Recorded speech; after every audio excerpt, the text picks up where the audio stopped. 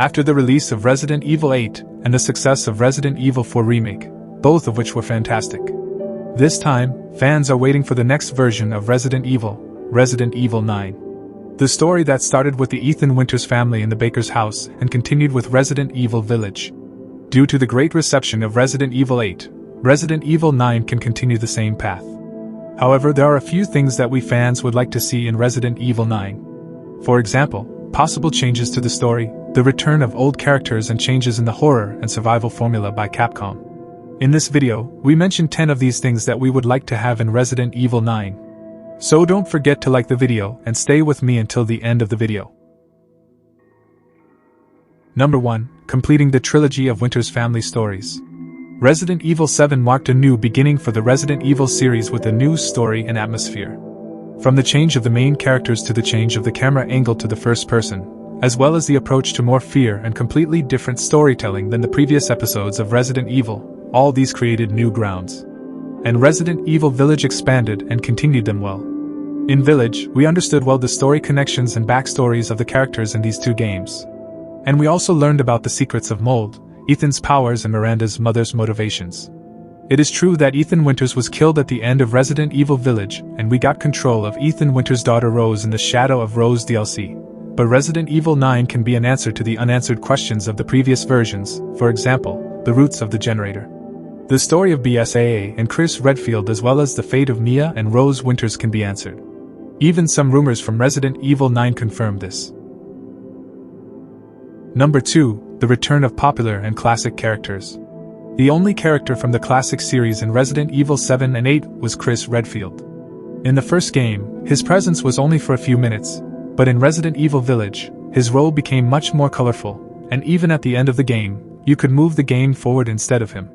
Right now they are confirming her presence instead of the original Resident Evil 9 character, but the only thing we love more than that is the return of more classic characters like Jill Valentine, Leon Kennedy, Ada Wong, and even Claire Redfield. The presence of one or two of these characters can make Resident Evil 9 more attractive. Characters we only saw in Capcom's remake games for several years. Number 3. Zombies and Tyrants. Apart from the heroes of Resident Evil, we can see the friends of the classic zombies and the threatening tyrants of the series in the 9th game. The 7th and 8th games went to the concepts of werewolves, vampires, and spawning monsters for the design of the enemies. But Resident Evil 2 Remake proved that zombies can be even scary and effective with a modern design. But Capcom can design the zombies much faster and stronger in the next issue of the series to make them more dangerous and even scarier. Number 4. Slower rhythm and darker atmosphere. Resident Evil 7 had a rhythm and used a scary atmosphere and environment that made the game scary and great. But Resident Evil Village acted like a roller coaster. At first, it was scary and unknown, but then the speed of the game intensified and the action of the game increased. Resident Evil 9 can also use a slow rhythm. Also, the use of smaller and more closed environments compared to Resident Evil, which used very open environments, can create tension and stress in the audience. I don't mean that Resident Evil 9 is completely similar to Resident Evil 7, in fact, it can have an atmosphere and environment similar to Resident Evil 7 and also have various enemies like Resident Evil Village, like the classic titles of the Resident Evil series, which work well in this way. Number 5. Survival gameplay. More horror and survival elements should return to Resident Evil 9. In Resident Evil 8, you could easily kill enemies even from a distance. In older games, you had to decide whether you should shoot an enemy or avoid them and thus conserve your resources. In Resident Evil 1 Remake, there was even a cool mechanic where you had to burn zombies to prevent them from turning into Crimson Head.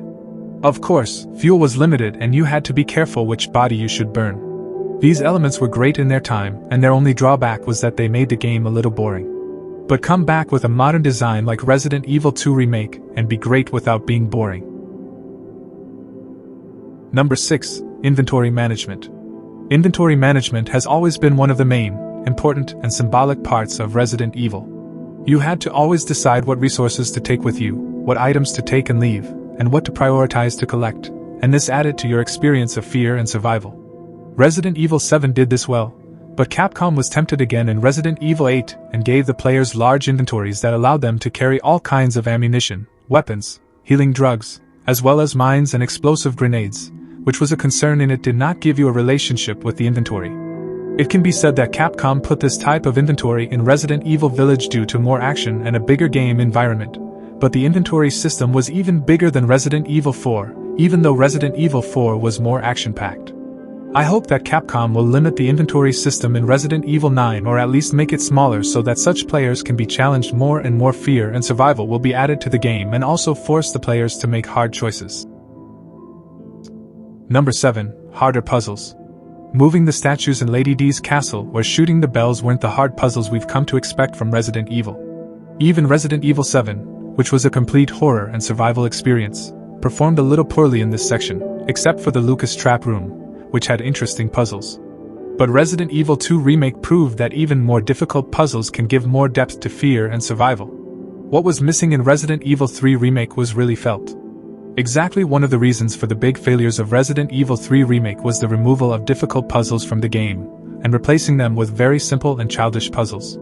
Difficult puzzles can be like a double-edged sword that are boring and too difficult for today's players, but the use of intelligent and varied puzzles can make the game much more interesting. Number 8. Choices and different endings. At the end of Resident Evil 7, the game offered you two choices, in which you choose to be treated by Mia or Zoe, which would change their fate and the end of the game to some extent. It is true that the choice was not very important, but it had an impact on the narration of the story. None of these choices or endings existed in Resident Evil Village, and it would be great to have these choices in Resident Evil 9. Especially according to the rumors that this latest version is supposed to be the last numbered Resident Evil. It would be great if we could experience several endings in that game. Number 9. Third-person point of view. While some fans are happy with the first-person perspective that was considered for Resident Evil 7 and 8, with the release of Resident Evil 4 Remake again with a third-person camera, fans hoped that the Resident Evil series as well as Resident Evil 9 would return to the third-person camera. Resident Evil 2 and 4 Remake proved that it is at its best when it tells the story from the shoulders of the heroes. Although rumors and clues show that Resident Evil 9 is probably going to be first-person. The first 3 games used the classic camera, Resident Evil 4 to 6 used the third-person camera, and Resident Evil 7 and 8 used the first-person camera. If we continue with the same model, Resident Evil 9 will be first-person. But Capcom later added the third-person feature to Resident Evil Village, and probably we will have third-person and first-person features in Resident Evil 9. In general, I must say that if the game is scary, it should use the first-person camera angle, and if it is action, it should use the third person. Number 10. Constant quality until the end of the game. It seems that Resident Evil games always fail in the final third. This happened even to the best games in the series. From the excessive action of the island of Resident Evil 4 to the strange missions and the location of the ship at the end of Resident Evil 7, which were not similar to the first half of it. Even the first half of Resident Evil 8 was better than the last half. Resident Evil games always had great quality in the beginning, but in the last half they drop sharply and are never stable. But it would be great if we had a consistent quality in Resident Evil 9. This was all the expectations of Resident Evil fans from the next game, Resident Evil 9. If you have another point in your mind, you can share it with others in the comments section, and I also thank you for being with me until the end of the video. I hope you enjoyed the video and don't forget to like the video and subscribe. Goodbye.